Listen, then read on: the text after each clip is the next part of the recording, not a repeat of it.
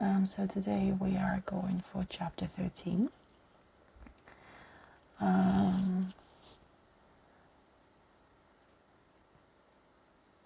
Guys, don't forget to put likes, comments, and subscribe. It will really help my channel to go further and to make more videos for you and make sure you relax more and listening to my voice and stories. It will be great help. Right. Like last time, I'm not whispering. I'm just doing a quiet reading. Okay? Let's begin. Miss Fortune, I just finished painting, but it won't be dry for another few hours. Benjamin, whom she had even started thinking of as Benjamin, reported this to her with the wide eyes of a man who was expecting some sort of a punishment in return. She had ended up hiring Benjamin to finish what Scott had left undone when she had run into him during one of her many trips into town for supplies and decorations over the course of the last 2 weeks. Scott had seemed surprisingly fine with her hiring Benjamin away from him and not raised a fuss about it at all. In that rather awkward business exchange, Marie had come to understand that Scott was a very lackluster contractor who tended to jump from one project to the next, leaving a scattering of unfinished jobs in his wake. Benjamin had confirmed as much by giving her a long list of local projects he had worked on with Scott that had been left only partially finished. And now here Benjamin was, worried out of his mind because there might be some wet paint to contend with an opening day. Talk about a huge shift in the work ethic.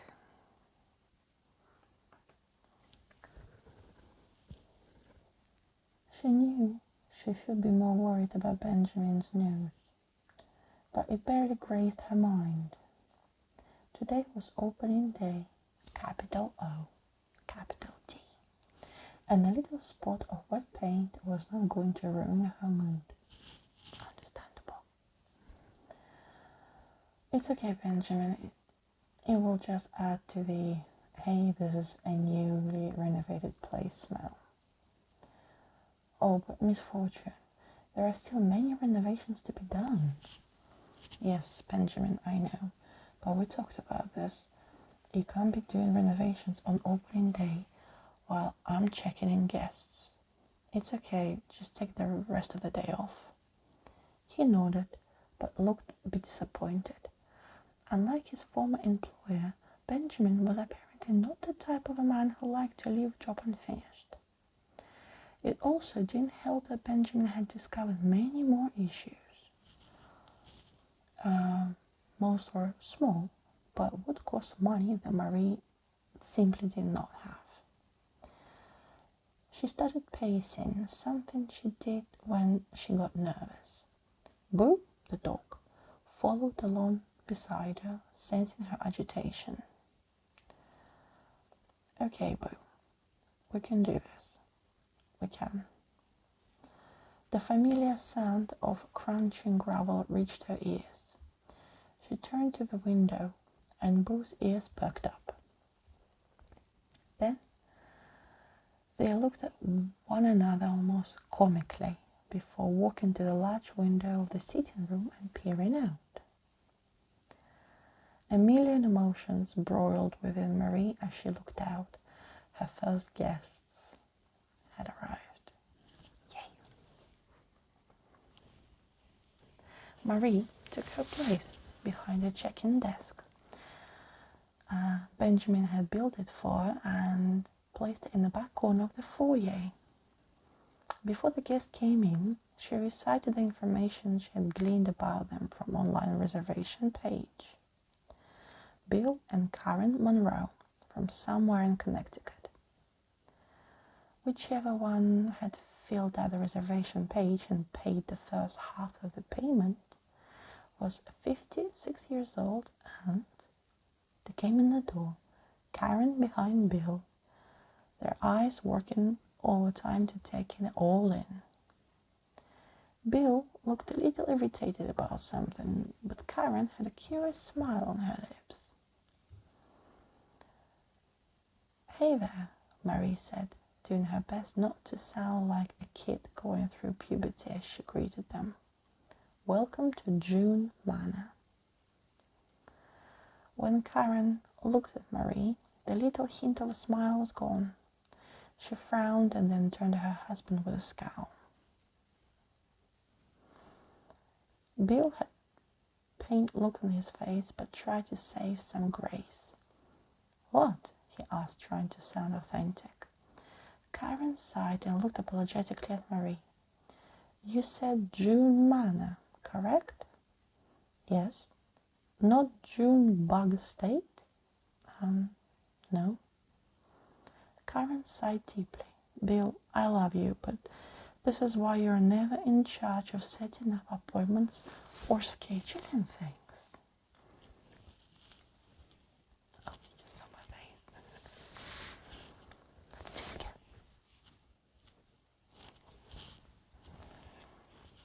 This is so creepy.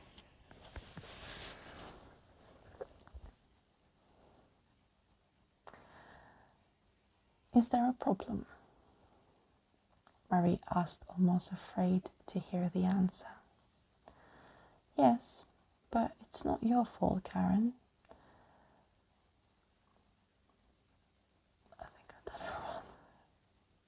I'll say it again. "Yes, but it's not your fault," Karen said. "My husband here booked the wrong place." "Oh, I see." It certainly wasn't the way she had envisioned her first booking. An uncomfortable silence fell all among them as the Monroes really started to look the place over. The looks on their faces were not promising. "Well, if you like," Marie offered, "I'd be happy to book you a room here. As you can see, we're right on the beach." "No offense, dear," Karen said, peering suspiciously past the foyer into the hallway beyond. "But this isn't really our style." "Now, how long will it take you to refund our money?" Marie's heart started to break, and she did her best to hide her emotions. "I can make sure the funds are returned to you within 48 hours. "Excellent." Behind her, Bill was looking at his phone. He said, "Sorry, but according to this, it's only 50 minutes away from here." Marie watched as Karen showed great restraint that only a wife of many years can show. "Fine," she said through clenched teeth. She looked to Marie and added, "I'm sorry for the mix-up." "No problem," Marie said. The Monroes wasted no time heading for the door. As they left, Marie overheard Bill as he tried to speak under his breath. "Jesus, it's like a summer home for Addams Family or something." Marie remained at the check-in desk as they departed. She listened to the car backing out of the driveway and then finally let a few tears fall. She sulked into the sitting room, sinking into June's old reading chair. Boo, the dog, came up to her and nuzzled his head into the space between her knees. "This wasn't just some huge mistake, right?" she asked him. His tail wagged lazily in response. Marie tried to look on the bright side. she did have one more room booked for the coming weekend, so that was something, right? She cradled Boo's face in her hands. Don't let me give up, okay? Boo licked her nose. As strange as it seemed, the lick helped. She was living her dream because June had essentially handed it to her through her passing. And Marie wasn't going to be downed as she had wasted it. Her determination seemed to invite good fortune, as there was a knock on the door 20 minutes later. Marie dashed to the front of the house right away. She dared to think it might be the Monroes, having turned around and decided to give it another go to this somewhat creepy B&B given a chance. It was not the Monroes on the other side, but Adelia from On Second Thought Collectibles. That's the shop. The wave of disappointment that washed over Marie made her feel a little guilty. Still, she kept the smile on as she invited Adelia inside. To what do I owe the pleasure of your company? Marie said. Oh, just paying a friendly visit. She held up a small gift bag and handed it to Marie. I need to give you a little gift. Oh, you really didn't have to do that, Marie said. She reached into the bag and found a gorgeous set of salt and pepper shakers. It was clear that Adelia knew Aunt June's style. The shakers looked antique, but also polished. I just had to come by to this opening day to give you the best wishes. I sure could use them. The one booking I had turned out to be a mistake. They meant to book somewhere else. Oh no. Well, just a small mishap. I'm sure it will be okay. I wish I had your cheerful outlook. When you're my age, you have to keep one in order to get by some days.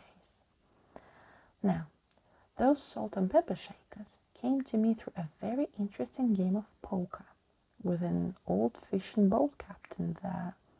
Adelia was interrupted by the ring of Marie's cell phone. Not recognizing the number, Marie picked it up. She was still holding out hope that Monroes might change their mind. June Manor, how can I help? A man's voice came. Hello, I'm sort of passing through town. I had someone tell me about you. You are a bed and breakfast, right? A new one? That's right. Well, a new business in an old house. Great. Any availability? Yes, we've got a few rooms open. Understatement of the century. Can I get one for 2 nights? Absolutely. When were you looking to check in? About 5 minutes from now, is that all right? That's how she met Brandon Peck. A moment she would look back on later as one of the most pivotal conversations of her life. Right. So, as a small thank you, guys, for you watching me and listening to me. Let's do another one.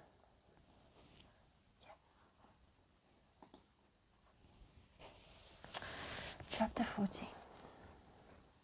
Brandon Peck arrived 10 minutes later, carrying 3 bags over his shoulder and another in his hand.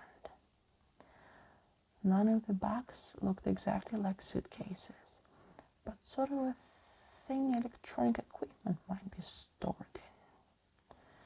He looked to be somewhere in his 30s, but had a sort of boyish charm that made it hard for Marie to pinpoint his exact age.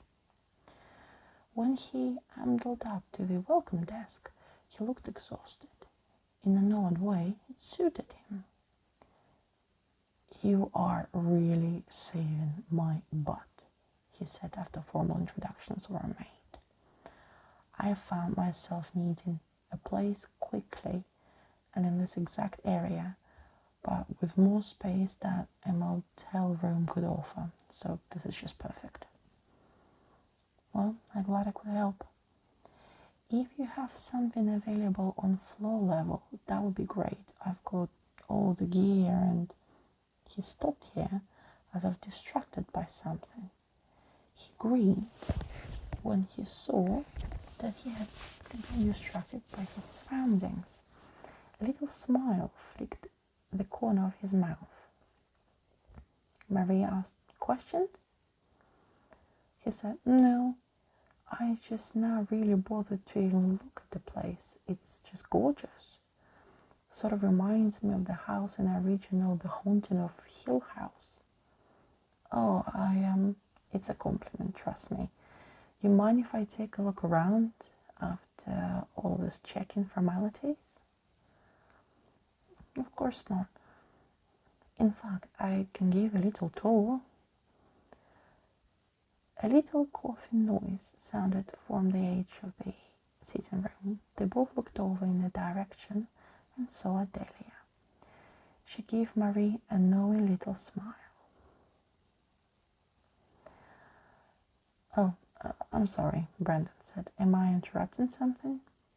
"Oh, no, not at all," Adelia said. "I was just on my way out. I was simply dropping off a gift." She glanced at Marie, still smiling. "A good luck charm, it seems." With that, Adelia excused herself, slowly walking out the front door and giving Marie a little wink as she left. As Marie started to show Brandon Peck around, she thought she might go into shock when she saw the sitting room. He marveled at the original patent wallpaper that had been left in some of the rooms and ran his hands lovingly around some of June's original furniture. My great Aunt June owned the house," she said. She was special. The furniture is all hers, as hardly any of the interior style has changed since she moved into the house 8 years ago." Brandon seemed to have nothing to say. He was awestruck by the house. When they walked up the stairs, he could see the second floor. Brandon paused by the large window of the landing. He stared out to the beach and furrowed his brow. Marie said, "I know, the contrast is weird, isn't it?" "It is. This house doesn't really go with the beach at all, but it just sort of fits." Marie beamed. His reaction nearly made her forget that she was a little less than 2 weeks away from going broke, and that she only had one other reservation booked between now and then. With the tour done, Brandon retired to his room. When he closed the door, Marie was overcome with the sense of not knowing what to do. She kept herself busy by balancing her checkbook yet again. As she was in the midst of slightly freaking out over her quickly disappearing savings, Posy showed up. She ended and headed straight for the kitchen. Opening day, Posy chanted. "How excited are we?" "Not sure about excited," Marie said, trailing behind her. Somewhere in the middle." "I don't understand. Did you have a reservation?" "Oh, I did indeed," she said. Marie explained the situation with the Monroes, and then her unexpected call from Brandon Peck, while Posy started preparing dinner. As if summoned by his name, Brandon came out a few minutes later. He looked into the kitchen and took a whiff of onions, basil, and other ingredients Posy was combining. He says, "Smells delicious." He then nodded to the back door and says, "Patio's back there, right? Mind if I go out?" Marie opened the patio door for him and noticed he had a small handheld camcorder in his hand. It was an oddity to see a tourist with an honest-to-God digital camera, rather than just a cell phone like with other people these days. When he stepped on the patio, she saw that he instantly started scanning the horizon. Looking for something? Yeah, Borgi Lighthouse. It's over that way, he said, pointing to the right. I thought we'd be close enough where I could see it. The mention of Borgi Lighthouse made Marie smile. She didn't know much about it, only where it was located. Slowly, she was starting to feel more and more like a local. The road, it's on, but it's pretty hard east. I don't know that there's anywhere in town where you'd be able to see it clearly. You are in town for some sightseeing? He chuckled. You could say that. She noticed that he looked much more awake than he had been before. His blue eyes were practically sparkling, and his dark blonde hair had been combed neatly, some gel tossed in for good measure. When silence fell between them, Marie sensed he might want to be alone, so she had her back inside. He's cute, Posey said. I noticed that. Maybe a little young, though. Posey waved the comment off with her serving spoon and sat back to making dinner. Marie couldn't help but peer back out through the window. Even though the lighthouse was not within sight, Brendan still looked in that direction. She had been right in that he looked more alert and awake than when he checked in. But there was something else to him. It was a feeling she knew fairly well, as she had felt it a few times since inheriting John's house. Something had him spooked. And though Marie wanted to play the role of an exceptional host, she wasn't sure if she wanted to know what it was. She kept it out of her mind even after he came back from outside and walked to his room, looking forlorn. It was hard to do after that, though, as she did not see Brendan again until the following morning. She was in the kitchen making coffee when he came through the front door. It was about 6 or 5 in the morning, and he apparently was just getting back in after having gone out the night before. He had the same quiet look on his face, and he was clearly tired again. He hesitated before coming into the kitchen. He looked at Marie almost apologetically and then eyed the coffee maker as the coffee brewed. I could really use a cup, he said. I can bring you one. You don't have to linger awkwardly in the doorway. He grinned and went to the dining room by himself. He opened up the single bag he had brought inside with him. He took a camera out of it and started looking through a series of pictures. Please forgive my intrusion, Marie said, taking his coffee to him, but what did you possibly find to do in Port Bliss all night? After suppressing a yawn, he answered, Borgi Lighthouse. What's out there? He frowned and shoved the camera inside. Nothing much, sadly. Marie wanted to ask more questions, but knew that not everyone was open to conversation in the morning. Apparently, though, Brendan wanted to talk. He doctored his coffee with the creamer and sugar Marie had set out, before plucking a cheese Danish from the dish in the center of the table, compliments of one of the local bakeries. And then he spoke. I'm a photojournalist on assignment to hold on, let me start again. Because I only tell people I'm a photojournalist when I don't want to embarrass myself. So then, what are you? Brendan sighed and said, I'm a paranormal investigator. I'm on assignment for a television network to look into the history of Borgia Lighthouse. There's loads of ghost stories centered around it, you know. I didn't know that. Oh yeah, he said, suddenly excited. Tons of shipwrecks and people lost at sea, things like that. And it's a big enough deal to warrant a TV show? We'll see. That's what they hired me for.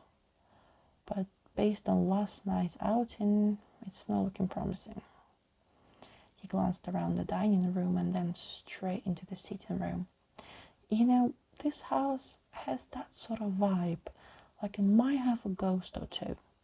He smiled as he said it, casting it off as a joke. Well, there were rumors about this place when I was a kid. I think all older houses get that reputation, he smirked and then added. Did you believe those rumors? Do you believe in ghosts? I don't know. You? I do. I've seen too much to be able to ignore it.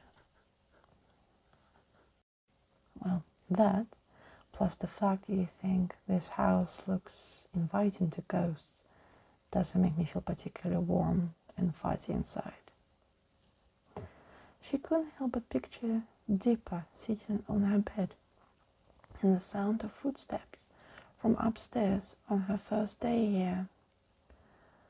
Well, ghosts aren't supposed to make you feel warm and fuzzy. Marie had no idea how to respond to all that. In fact, as she searched for words, she found herself sitting very rigid in her chair, trying to ignore the little chill that danced across her spine. Right, guys. Don't forget to put like, to comment, and to subscribe. I would be really grateful. And happy Halloween. Love you all.